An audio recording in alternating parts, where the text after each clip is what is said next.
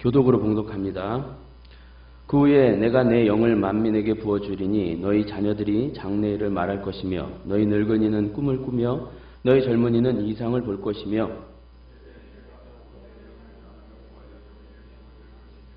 내가 이적을 하늘과 땅에 베풀리니 곧 피와 불과 연기 기둥이라.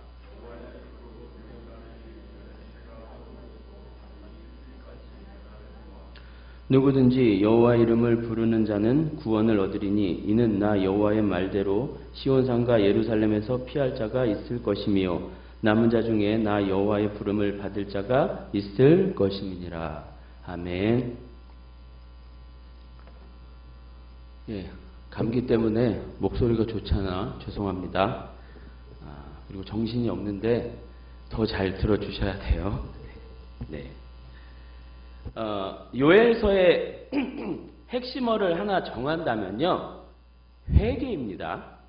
많은 학자들도 그렇게 말을 했어요. 여기서 회개란 한마디로 돌아섬, 돌이킴입니다. 어려운 말이 아니에요. 회개를 뜻하는 히브리 말이 슈브인데요, 이 말을 직역해도 돌아서는 것이에요.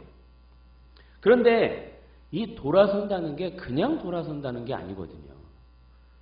돌아서는 것, 회개에 있어서 중요한 두 가지를 제가 앞서 언급했었는데, 하나는 옷이 아니라 마음이 돌아서는 것이고요. 또 하나는 어디로 돌아서야 하는가, 이겁니다. 먼저 우린 옷이 아니라 마음이 돌아서야, 다른 말로 마음이 찢어져야 한다는 것에 대해 계속 살펴봤어요. 유다 백성은요, 하나님의 마음이 찢어지듯 그들의 마음 역시 찢어져야 하는 겁니다. 그 하나님의 찢어지는 마음을 유다가 알아야 한다는 것이죠. 하나님께서 유다에게 어떤 은혜를 베푸셨고 또 그런 하나님께 유다가 대체 무슨 짓을 한 것인가, 이것을 충분히 알아먹어야 돼요. 우리가 우리 하나님께 참 몹쓸 짓을 했구나. 우리가 우리 하나님께 진짜 죽을 짓 했구나. 이런 진짜 찢어지는 마음이 있어야 하는 겁니다. 그리고 이런 기가 막힌 회개를 했다고 해서 용서나 다른 보상, 칭찬 이런 것을 기대해서는 안 되겠죠. 회개는 당연한 겁니다. 회개를 하면서도 그 회개에 합당한 용서나 보상을 운운하는 것은 진정한 회개를 할 수 없는 거예요. 그것은 정말 마음이 돌아서는 그러한 회개를 할 수 없는 것이죠. 회개하면서도 면목 없고 부끄러운 마음이 있어야 하는 겁니다. 여기까지, 그 회개까지가 우리의 몫이고 그 다음에 상을 주시든 칭찬을 하시든 그것은 우리의 몫이 절대 아니라 이겁니다. 또 하나 회개에 있어서 중요한 것은 어디로 돌아서야 하는가, 이 문제예요. 어디로 돌아서야 할까요? 하나님께로 돌아서야 하는 것이겠죠. 어떤 하나님이십니까? 18절에 잘 나타나 있어요. 자신의 백성을 극진히 사랑하시는 하나님, 자신의 백성을 불쌍히 여기시는 하나님, 나아가 그 다음 절로부터 모든 것을 회복하시고 넘치도록 부으시는 그 하나님이요, 그 하나님께 돌아가는 겁니다. 근데 조금 더 들어가서 2장 18절부터 27절까지 계속 강조되는 것이 무엇이라고 했죠? 하나님 자신입니다. 내가로 말씀하시고 계신 그 하나님이에요. 그 하나님께서 주시거나 만들어내시거나 하는 그런 것 말고 그분, 뭔가를 주시거나 마시거나 그런 것에 구애받지 않고 단지 그분만으로, 이것이 강조가 된다고 했습니다. 여러분, 구약에는요, 재물의 많음이나 이런저런 풍요, 부귀, 영화에 대한 얘기가 유독 많아요. 그런데 그것은 단순히 부유하고 넘친다 이런 의미가 아니라 하나님께서 함께 하신다는 것을 은유하신 거예요. 재물이 많고 높은 벼슬을 하고 자손이 번성하는 것, 거기에 그것 자체의 의미가 있는 것이 아니라 하나님이 그와 함께 하셨다, 이런 의미가 더 큰 겁니다. 하나님이 함께 하신 것을 뭘로 표현할 길이 없는 거예요. 그래서 재물이 많고 풍요하고 다산하고 이런 걸요. 방점은, 그러니까 무게중심은 하나님이 함께 하시는 것에 있지 그를 부유하게 하고 그를 높은 지위, 많은 자손 여기에 있지 않아요. 거기에 속으면 안 됩니다. 우리가. 그렇게 해주시면 좋은 하나님이고 안 그러면 야속한 하나님이세요? 아니잖아요. 따라서 구약에서 누군가 부자가 되었다, 자손이 늘었다, 높은 지에 올랐다 이것을 보시면서 봐라 하나님이 이렇게 복 주신다 이것보다는 그 하나님의 함께하심 이것을 묘사하는 것이다 라고 하는 것이 좋습니다. 물론 주세요. 주시지요. 넘치도록 허락하십니다. 그런 것들을 이렇게 주시지만 그 속에서 우린 더 깊은 의미를 봐야 하고 알아야 하는 것이에요. 애들로 말씀드리지만 무엇이 있으나 없으나 이런 상황이든지 저런 상황이든지 한결같이 그분만, 그 하나님만으로만 만족하는 우리네 삶이 되어야 하는 거예요. 때때로 내가 뭘 잘못해서 문제를 주셨나? 내가 미워서 이렇게 나를 어렵게 하시나? 이렇게 하나님을 오해할 수도 있고 원망할 수도 있어요. 그러나 그건 지극히 우리의 생각일 뿐이에요. 그렇지 않아요. 만약 우리의 잘못, 우리의 허물 이런 것 때문에 하나님이 왔다 갔다 하는 것이라면 그런 분이라면 우리네 인생은 늘 혼나고 매맞고 그런 것 투성일 거예요. 그런 게 아니라 하나님을 우리의 상황과 생각으로 너무 제한하거나 재단하면 안 됩니다. 자, 따라서 내게 허락하신 상황과 환경에서 그것 때문에 일희일비하지 마시고 언제나 동일한 모습으로 그분 앞에 서려는 우리의 의지와 노력이 있어야 한다 이겁니다. 우리가 즐겨 부르는 찬송처럼 초막이나 궁궐이나 어디든 그분이면 된다고 했듯이 그런 삶이 되어야 하는 것이죠. 우리의 신앙 여정의 제일 큰 숙제입니다. 우린 그거 하라고 이 땅에 있는 거. 어떤 상황이든지 그분 한 분만으로 만족할 수 있는 것. 바울이 그러죠. 어떠한 형편에든지 나는 자족하기를 배웠다. 이게 그 말이잖아요. 물론 쉽지 않아요. 맞습니다. 어려워요. 회개는, 신앙은 그 하나님만으로 만족하며 또 내 마음을 찢어 하나님께 돌이키는 것은 정말 쉽지 않아요. 어려워요. 못하는 겁니다. 그래서 어떻게 해요? 그래서 어쩌라고요? 그렇기 때문에 이런 일이 여호와의 큰 일이라고 하는 거예요. 하나님이 하시는 거죠. 마음을 하나님께 돌아오게 하는 것, 그분만을 바라보며 그분만으로 만족하는 것, 이것은 우리가 할 수 있는 일이 아니라 하나님이 하시는 겁니다. 하나님의 백성 유다의 마음을 움직이시고 바꾸시는 것은 하나님만 가능하는 거예요.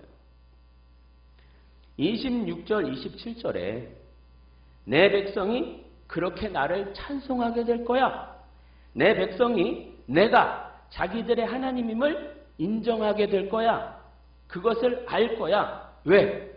내가 그렇게 할 거거든. 이 일이 바로 여호와의 큰일, 하나님의 큰일이라는 거예요. 여호와의 큰일, 하나님의 원대한 계획, 하나님의 그 일, 그건요 다른 게 아니에요. 다른 게 아니라 하나님의 백성이 하나님만 바라보는 것, 하나님만 절대적으로 의존하는 것, 그것이 하나님의 일, 여호와의 일, 하나님의 계획이에요. 하나님의 계획, 비전은 다른 것이 아닙니다. 우리가 너무 세속적으로 하나님의 계획 등등을 운운하고 그러는데 아니에요. 하나님을 우리 생각에 너무 껴 맞추면 안 돼요. 하나님은 신이십니다. 우리가 감히 상상할 수 없는 그런 분이시라고, 어마무시한 그런 존재시라고요. 우리가 없으면 일을 못하시는 분도 아니고 우리를 막 억지로 어르고 달래서 뭘 시켜받는 그런 분도 아니세요. 그런 저급한 분도 아니세요. 그렇기에 뭔가 대단한 것을 하고 또 이루고 하나님을 섬겨드리게끔 만드는 것이 하나님의 계획이 아니라는 겁니다. 그건 하나님의 계획, 비전, 여호와 일 아니에요. 그런 게. 하나님의 일, 여호와의 일은 당신의 백성으로 당신께서 영광을 받으시는 거예요. 우리 하나님 최고예요. 난 그 하나님만 볼래요. 그 하나님이면 됩니다. 이 고백. 우리가 이렇게 그분을 진심으로 알아들이는 것, 이걸 하나님이 원하시는 겁니다. 그거면 되는 거예요. 그거면. 여러분, 인간의 문제를, 인간이 당면하고 있는 많은 문제들을 한마디로 이렇게 어떻게 표현하고 정의하면 뭐가 될까요? 어디서부터, 무엇으로부터 기인해요? 죄입니다. 죄. 그런데 이 죄로 인해 인간에게 있어 가장 큰 비참함이 뭔지 아십니까? 여러분 한번 고민해 보세요. 생각해 보세요. 인간이 이 죄로 말미암아 가장 비참하고 가장 절망적이고 가장 힘든 게 뭘까요? 죽음? 병? 다툼? 살인? 그런 걸까요? 죄로 말미암아 인간에게 찾아온 가장 큰 비참함은 그건 하나님에 대한 지식의 부재입니다. 하나님을 아는 것, 그것이 끊어져 버린 거예요. 하나님을 몰라요. 죄 때문에 이 하나님을 모르고 하나님에 대한 이해가 없어요. 그래서 뭐도 없냐면 답도 없는 거예요. 만 가지 일에 답이 없어요. 답을 못 내려요. 하나님이 없기 때문에, 하나님에 대한 지식이 없기 때문에. 모든 문제의 시작은 인간이 그 하나님을 벗어난 것에서부터 비롯돼요. 하나님과의 단절, 거기서부터 5만 가지 나쁜 것이 다 들어온 겁니다. 하나님을 벗어난 것 그 자체가 죄고, 그 자체가 제일 나쁜 것이고, 그 자체가 우리에게 손해예요. 이렇게 하나님을 벗어난 것, 등진 것, 이걸 죄라고 하잖아요. 그래서 완전히 하나님에 대한 것이 완전히 끊겨버렸어요. 차단돼 버렸어요. 그럼 여러분, 답이 뭘까요? 답. 문제가 하나님을 벗어났대요. 그럼 답이 뭐예요? 다시 돌아가는 거예요. 돌아가는 걸. 그러나 인간은, 하나님으로부터 끊어진 인간은 하나님께 돌아갈 수도 없고 돌아가서도 안 돼요. 그야말로 진퇴양난, 설상가상, 첩첩산중입니다. 어떻게 못해요? 아무것도. 인간에게는 아무런 방법이 없어요. 갈 수 있는 방법도 없고, 사실 성경은요, 인간이 그 하나님을 찾지도 않는다고 해요. 찾지도 않아. 어떻게든 자기 안에서 그냥 스스로 극복하고 뭔가 그냥 담합해서 이루려 하고 그렇게 해요. 여하간 인간에게는 방법이 없고 그저 어둠, 사망, 비참할 뿐입니다. 방법은 하나님 쪽에서 내주셔야만 해요. 답은 하나님 쪽에 있어요. 그러니까 나간 것, 사고를 친 것, 문제를 일으킨 건 사람인데 그 문제를 해결해 주시는 분은 하나님이시네요. 성경의 모든 얘기가 다 요 패턴이에요. 요 패턴. 하나님, 그리고 그분의 백성, 그런데 그 백성이 하나님을 떠나네요. 하지만 하나님은 다시 돌이키시고, 그래서 그분의 백성이 하나님 떠나면 죽는구나. 요거 아는 거. 요 패턴이거든요. 아담 얘기로 한번 올라가 볼게요. 아담 얘기로. 아담이 먹지 말라는 선악을 알게 하는 나무의 열매를 따먹었어요. 이후에 어찌되었건 그건 하와 아담 지들이 따먹은 겁니다. 그렇게 먹고 나서 하나님이 찾아오시네요. 그러자 이들이 어떻게 하죠? 숨는데 어디로 숨어요? 창세기 3장 8절에 보면은 동산나무 사이로 라고 되어 있는데, 좀 더 제대로 번역을 하면 동산 중앙에 있는 나무라고 해요. 그러니까 동산 중앙에 있는 나무는 3장 3절에 선악을 알게 하는 나무라고 했거든요. 그 나무 뒤로 숨는 겁니다. 이게 참 시사하는 바가 참 큰데 오늘 이게 중요한 게 아니고, 자 여러분, 하나님께서 하와와 아담이 그 열매를 따먹기 전에 아담에게 뭐라고 하셨죠? 먹으면 죽는다 하셨어요. 정령 죽으리라, 죽을 것이야, 이게 아니라 히브리 말로 죽는다는 말이 무트거든요. 무트. 근데 그걸 원어로 보면요, 무트 죽어 이렇게 되어 있어요. 무슨 말이에요? 반드시 죽는다고요. 먹으면 진짜 죽인다 이런 말씀이셨어요. 진짜로 죽어, 꼭 죽어, 이런 말씀, 무서운 말씀이었어요. 근데 먹어버렸네요. 그렇죠. 먹어버렸어요. 하나님께서 먹은 걸 아실까요? 모르실까요? 아시죠. 아세요. 따먹은 거 진작 아세요. 손을 댄 것부터 다 아세요. 그런데 하나님이 굳이 아담에게 찾아오셔서 물으시고 확인하시는 이런 구차한 과정을 겪으세요. 왜 그랬을까요? 다 아시면서 왜 그랬을까요? 회개 받으시려고요? 그렇게 쉽게 할 회개면 그런 좋은 머리를 가졌으면 하와가 안 따먹었겠죠. 회개한다고 될까요? 그게 또 그 문제가. 이 문제는 아담이 하와가 선악과를 따먹은 그 문제는 회개에서 해결될 그런 문제가 아니에요. 그런 유의 것이 아닙니다. 죽는다고 했어요. 야, 먹었지만 회개하면 봐줄게. 이런 말씀 없어요. 이건 우리의 생각일 뿐입니다. 우리의 추측일 뿐이죠. 먹으면 그 즉시 죽는 거예요. 그렇게 아시면서 왜 굳이 오셔서 다시 물으시고 확인하시는 이런 구차한 절차를 밟으실까요? 하나님이 가르치시고자 하는 게 있다는 거예요. 죄가 뭔지, 죄가 어떤 결과를 내고 죄가 너와 나 사이를 어떻게 만드는지 그것을 가르치시고자 했던 겁니다. 죄가 뭡니까? 죄는요, 다른 것이 아니에요. 죄의 뿌리, 죄의 원리, 죄의 아주 기본적인 정신은 하나님 없이 사는 거예요. 하나님을 등지고 사는 것, 내 마음대로, 삐뚤어진 내 마음대로, 내 원하는 대로 사는 것, 그게 죄예요. 그걸 죄라고 해요. 하나님이 당신의 백성에게 그걸 가르칩니다. 이스라엘에게, 유다에게 그걸 가르치셨어요. 탕자에게도 그걸 가르치시고자 하는 겁니다. 이게 죄라는 것이다. 네가 나를 떠나는 것이 죄다. 네가 나를 벗어나는 것이 죄다. 그럼 네가 죽는다. 이거요. 그래서 하나님 떠나면, 내 진짜 아버지 떠나면 나는 아무것도 아니구나. 그 자체가 그냥 죽음이구나. 죽음으로 다름박질하는 거구나. 그래서 내 아버지께 돌아가야지. 하나님께 돌아갈래.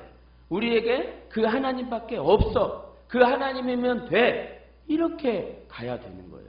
성경은 계속 요 얘기만 반복해서 하는 겁니다. 우리의 모든 삶도 마찬가지예요. 그분을 진짜 제대로 알아가야 하는 거죠. 돈이 있고 없고, 문제가 있고 없고, 일이 잘 되고 말고, 그것은 중요하지 않아요. 그 속에서 내가 그분을 얼마나 알고 얼마나 인정하고 사는가. 그래서 아무것 없이도 그분만으로 만족하고 괜찮고 행복할 수 있는가. 그분만 붙들면 돼. 지옥에라도 내 하나님과 붙어 있으면 돼. 이렇게 되어 가는가. 이게 중요한 겁니다. 바로 이렇게 만들어 가시는 것이 여호와의 큰 일, 하나님의 계획, 하나님의 일이에요. 생각해 보세요. 이미 십자가는 서 있고 우리의 모든 구원은 다 끝났대요. 근데 왜 우리는 이 세상을 살고 있죠? 왜 이 세상에 희노애락을 겪고 이런저런 문제를 맞이하고 그럴까요? 그 속에서 뭐 하려고요? 그 속에서 하나님만으로 만족하는 것, 그거 배워야 한다는 겁니다. 다른 것으로 만족하는 게 아니에요. 그런데 이제 오늘 본문 할게요. 그런데 이런 이야기 뒤로 오늘 본문 28절을 보시면 뜬금없이 내가 내 영을 만민에게 부어준다는 말씀이 붙어 있어요. 이건 여러분이 잘 아다시피 사도행전의 그 오순절 성령 강림 사건에 대한 말씀이에요. 베드로가 이 말씀 그대로 사도행전 2장에서 이렇게 얘기를 해요. 성령님이 마치 물 붓듯 부어질 것인데 모든 사람에게, 만민에게 부어질 것이래요. 그럼 자녀들이 장래일을 말할 것이고 늙은이는 꿈을 꾸며 젊은이들은 이상을 볼 거랍니다. 29절에 남종 여종에게 부어진대요. 그러니까 모든 이들에게, 남녀노소 빈부 귀천할 것 없이 모든 이들에게, 물론 이제 제한된, 하나님의 백성으로서 이렇게 제한된 물이겠죠. 그들에게 성령님이 물처럼 부어지신대요. 자녀들이 장래일을 말한다는 것, 여기서 장래는 단순한 장래의 미래가 아니에요. 7, 80년 인생 안에서의 그 앞일, 미래, 그 일이 아니라 새하늘과 새 땅, 그 하나님 나라가 펼쳐지는 그 장래. 그러니까 성령이 임하시면 그 미래를 말한다는 거죠. 그 새하늘과 새 땅의 그 미래를 보고 말한다는 거예요. 자녀들이. 늙은이들이 꿈을 꾸며. 이 말은 나이가 많아질수록 사람들은요, 꿈을 꿔요, 꿈을 버려요. 꿈을 버립니다. 꿈을 안 꿔요. 꿈은 젊은이들이 꾸고 젊은이들이 갖는 거지 늙은이들이 갖지 않습니다. 그러나 성령이 임하시면 그 늙은이들이 꿈을 갖게 된다고 해요. 늙으면 늙을수록 꿈도 버리고 소망도 버리는 늙은이들이 오히려 더욱 꿈과 소망을 갖게 된다고 합니다. 어떤 꿈일까요? 바로 그 하나님 나라, 거기서 우리 주님과 함께하는 그 소망, 그 꿈을 꾼다 이겁니다.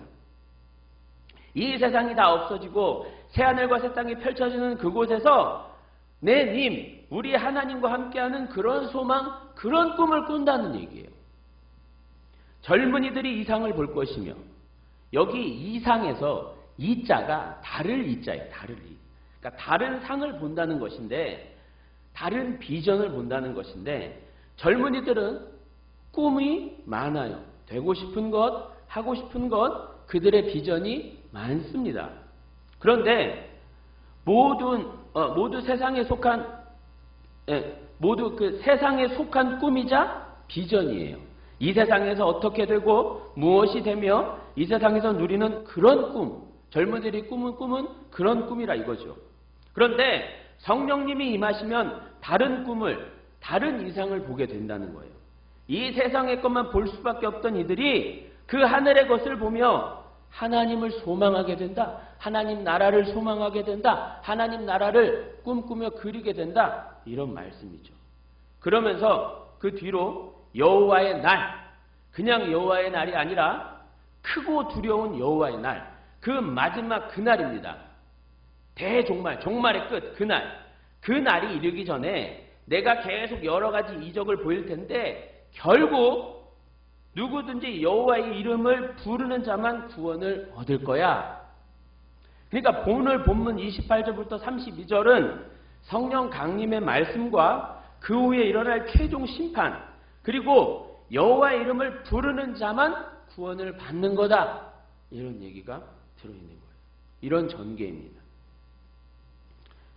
이것을, 요 본문의 얘기를 지난주 본문과 함께 쭉 이어보면 다른 게 아닙니다.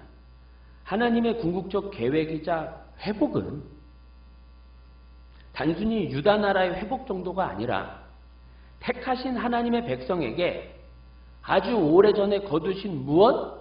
성령을 다시 허락하시는 것이고, 그러니까 우리에게 가장 큰 선물이 뭐죠? 성령이잖아요. 성령의 내주하심이잖아요. 그렇게 성령께서 내주하시는 자들은 그 하나님 나라, 그 나라를 사모하며 그곳을 꿈꾸며 그곳을 준비하며 살아간다는 얘기예요.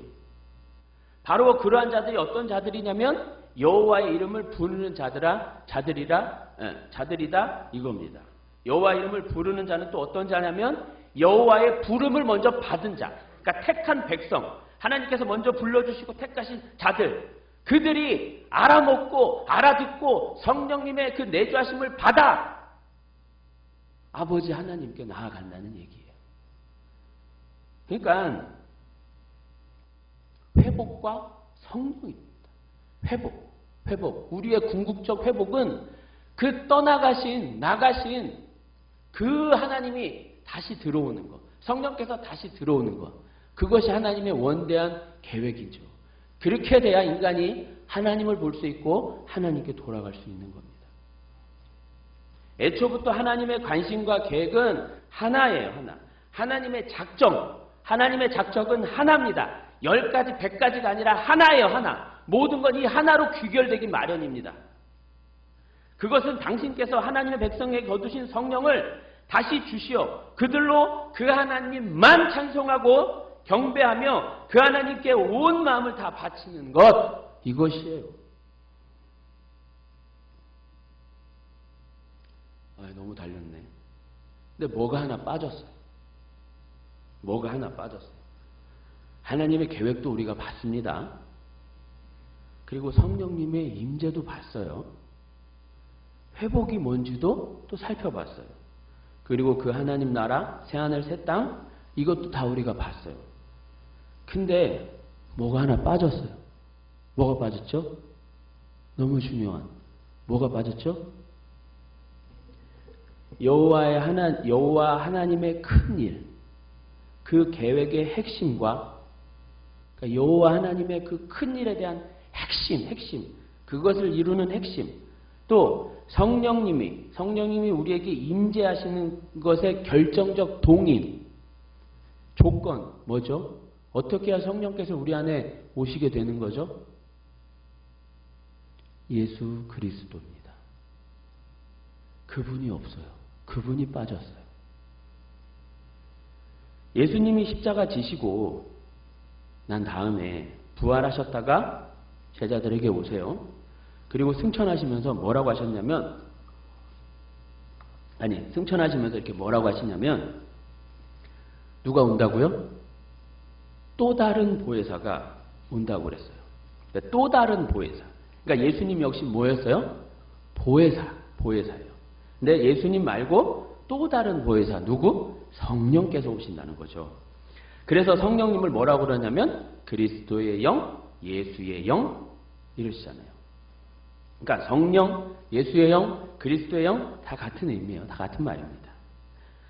여러분, 죄로 말미암아 하나님과 단절이 일어났던 인간이 회복되려면 반드시 누군가는 죽어야 해요. 하나님께서 그렇게 약속을 하셨거든요. 반드시 죽는다. 반드시 죽어. 그런데 누가 죽게 되죠? 그 아드님이 죽게 되는 겁니다. 예수님이 죽게 되는 거죠. 그 예수님이 죽고 다시 사셔서 하늘나라로 가셨다가 이제 성령으로 다시 오신 거예요. 누구에게? 우리에게요. 본문에서, 그러니까 요엘서 2장에서 바로 그 예수님이 어디 계실까 궁금해 한번 살펴봤어요. 성경은 예수님을 기록한 책이니까, 예수님을 설명하고자 하는 책이니까 분명히 어딘가에 단서가 있을 거라고 생각했어요. 분명히 그분의 흔적이 있을 거야. 예수님의 흔적이 있을 거야. 그 엄청난 분, 그분이 돼야 뭐 성령께서도 오시고 뭐가 되는데 과연 그분이 어디 계실까? 어디 계실까요? 그 흔적이. 예수님이 어디 계실까? 어디에 힌트하고 계실까? 저는 26절과 27절 속에서 발견하게 됐어요. 26절과 27절에 반복되는 어구가 뭐죠? 뭐가 반복돼요? 똑같은 말이 있어요. 똑같은 구. 찾으셨어요? 내 백성이 영원히 수치를 당하지 아니하리로다. 예. 우리의 수치를 위해서, 우리에게 수치를 당하지 않게 하기 위해서 그분이 수치를 당한 것이죠. 우리가 받을 그 모든 수치, 죄와 죽음의 그 수치를 그분이 대신 받으시고 그분의 영광을 우리에게 주신 것이죠. 할렐루야! 우리의 모든 수치와 부끄러움이, 더러움이 그 예수님 덕분에 사라지고 이제 그의 영으로 우리에게 들어오실 수 있게 된 겁니다. 네. 따라서 우리에게 수치는 없는 거예요. 이제 더 이상 수치는 없는 거예요. 그 죽음과 파멸과 영원한 지옥의 수치는 이제 없는 겁니다. 걱정하지 마세요. 그 어느 것도 끊어내지 못해요. 우리에겐 영원한 하나님 나라만 있는 것이에요. 우리는 내주하신 성령님으로 하여금 새하늘 새 땅을 사모하며 그곳에서 우리 하나님과 영원을 사는, 영원히가 아니라 영원을 사는 그것만 꿈꾸면 되는 겁니다. 그것만 바라보며 살면 되는 거예요. 그리고 그러한 자들은 결국 예배 드리는 자예요. 구약에서 하나님을 예배한다 요 말은 그러니까 번역된 요 말은 찾기 되게 힘들어요. 구약은 제사 같은 걸 지냈잖아요. 근데 구약에서 사람이 하나님을 예배한다 이 표현을 어떻게 번역을 했냐면 오늘 본문에 나와 있는 대로 여호와의 이름을 부르는 이게 왜 창세기 4장에서 보면 비로소 여호와 이름을 불렀더라 그러죠. 여호와 이름 불렀다 이게 하나님을 예배했다 이런 말이에요. 제단을 쌓다 여호와 이름을 불렀다 다 같은 의미입니다. 그러니까 이런 자들은 결국 본문에 나와 있는 대로 예배드리는 자예요. 예배드리는 자. 그분만을 예배하는 자죠. 이 땅의 것에 일희일비하지 않고 우리 하나님을 사모하며 그 하나님 나라 그곳을 바라보며 그냥 예배하는 자. 여기에 이 공적 예배는 물론이거니와 삶을 예배의 삶으로 살아가는 그런 자들이라 이겁니다. 죽음과 이 세상의 끝이 두렵지 않은 자. 죽음과 이 세상의 끝이 두렵지 않은데 우리가 뭐 더 두려울 게 있나요? 없습니다. 뭐가 두려워요? 그러니까 우리 앞에 당면한 문제는 다른 거 없어요. 아무것도 아니에요. 아무것도 아닙니다. 그냥 넘겨버리시면 돼요. 걱정하지 마세요. 수치가 없다니까요. 우리가 당하는 수치는 최종 심판에 대한 그 수치에 비하면 아무것도 아니니까 견뎌내시면 돼요.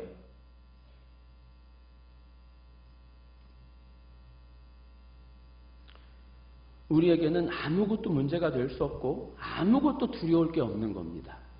그게 아무것도 두려워하지 않고 아무것도 문제 삼지 않고 그 하나님만 바라보며 따라가는 것 이게 예배드리는 거예요. 이게 내 앞에 당면한 많은 일이 있는데 아이고 이거 하고 예배드리고 이거 하고 괜찮아. 일단 난 지금 그분만 볼 거야. 죽이 되든 밥이 되든 그분만 보면 되지 뭐. 넘겨버리는 겁니다. 더 나아가 우린 종말의 끝이 지긋지긋한 이 삶 끝이 그 종말의 끝이 속 혀길 바라며 하나님을 사모하는 것 이게 다 예배 안에 들어가 있는 얘기입니다. 예배는 그렇게 드리는 거잖아요. 이것저것 재고 이 문제 저 문제 재고 이런 상황 저런 상황 다 하고 이게 그래도 더 중요하지 아니에요. 그런 거. 그 하나님만 바라보고 그 하나님만으로 만족하는 것입니다. 이게 쉬운 말 같아요. 우리 어르신들 수만 번 들으셨을 거예요. 근데 이 쉬운 말이 가장 어렵다는 거 아십니까? 어려워요. 너무 어려워요. 하나님만 바라보기에는 내 앞에 주어지고 펼쳐진 것들이 너무나 많아요. 내 앞에 문제 같은 것들이 너무나 많습니다. 그런데 그런 거 다 치고 그분만으로 괜찮다고 하는 것. 계속 그리로 가야 되는 거죠. 고민은 왜 나는 그분으로 만족하지 못하지? 그 어마무시한 성령께서 계시고 또 예수 그리스도가 나 때문에 십자가를 지셨는데 우리 그 하나님, 감히 상상할 수도 없는 그 하나님이 나를 선택하시고 나를 여기까지 인도하셨는데 왜 내가 그 하나님만 바라보지 못하고 이렇게 내 문제 앞에서 내 상황 앞에서 내 처지 앞에서 이렇게 일희일비하지? 자책하셔야 되는 겁니다. 그게 성령께서 원하시는 근심, 하나님의 뜻대로 하는 근심이라 이거지요. 나는 이 문제 속에서 과연 이 어려움 속에서 과연 얼마만큼 하나님을 신뢰하는가? 내가 얼마만큼 그분을 바라볼 수 있지? 내가 얼마만큼 그분만으로 이 문제 속에서도 행복할 수 있지? 우리에게 당면한 문제는 어쩌면 하나님께서 너 그 상황에서도 얼만큼 나를 바라볼 수 있니? 너 그 조건 속에서도 얼마나 나로 만족할 수 있니? 저도 어려워요. 제가 이런 설교를 하잖아요? 그럼 누구에게 그런 일이 먼저 닥쳐요? 이놈아, 너도 그렇게 살아. 그러니까 가끔씩 속으로 가끔씩 어떻게 내가 이런 설교를 할 수 있지? 어떻게 이런 원고를 썼지? 막 이런 생각을 하는데 그 뒤로 바로 들어오는 건 큰일 났다 이제. 큰일 났다. 나도 그렇게 살아야 되는데. 엄청 힘들어요. 저 많이 웁니다 여러분. 정말 힘들어요 저도. 신앙생활을 한다는 건 눈물 없이는 갈 수 없는 거예요. 자기는 알거든. 자기의 실체를. 내가 하나님 앞에 어떤 모습인지 내가 입으로는 하나님 하지만 난 당신만으로 만족합니다 하지만 난 하나님을 예배할 수 있습니다. 어떤 상황 갖고 하지만 천만의 말씀 아니잖아요. 저도 알아요. 저는 제가 설교한 것에 10%도 못 삽니다. 그러니까 죽을 맛이에요. 근데 가야죠. 포기하고 자책하고 낭망할 시간이 없어요. 가는 겁니다. 주님 오실 날은 멀지 않았어요. 다른 것, 세상 돌아가는 것 보세요. 여러분 감기 지금 독감이 되고 이 독감 때문에 사람이 죽어간대요. 옛날에 과연 그랬어요? 안 그랬어요. 갈수록 문제는 더 심각해지고 병은 더 세질 거예요. 주님 오실 날이 멀지 않았다는 얘기입니다. 갈수록 시대는 각박하고요. 교회도 말할 것 없습니다. 교회도 마찬가지예요. 그러니까 이 속에서 정신 바짝 차리고 그분만 바라보는 연습이 되어야 되는 겁니다. 여기서 그거 안 되고 거기 가면 알아서 되겠지? 하나님 어서 데려가세요? 하나님은 아니 아직 멀었다니까. 나는 멀었다고 했는데 너 왜 자꾸 그래요. 정신 바짝 차리고 내가 하나님을 얼마나 알지? 내가 그 하나님을 얼마나 기뻐하지? 나는 얼마만큼 그분을 사랑하지? 이 문제입니다. 이 문제. 그래서 그 하나님으로부터는 평안이 내게 주어지면 그렇게 문제가 크지 않아요. 미운 사람이 이뻐 보이는 겁니다. 그렇게 되더라고요. 우리의 생각은 안 되지. 그게 어떻게 돼? 사람인데. 맞아요. 그러니까 이 모든 일이 여호와의 일인 거예요. 하나님이 하실 겁니다. 그렇기 때문에 우리는 그 자리에 버텨서서 낭망하고 주저하지 말고 그 하나님만 바라보는 연습을 계속 해야 돼요. 계속 열심히 해야 됩니다. 오늘 우리가 부를 찬양은 나의 영원하신 기업 예수님입니다. 예수님입니다. 예수님입니다.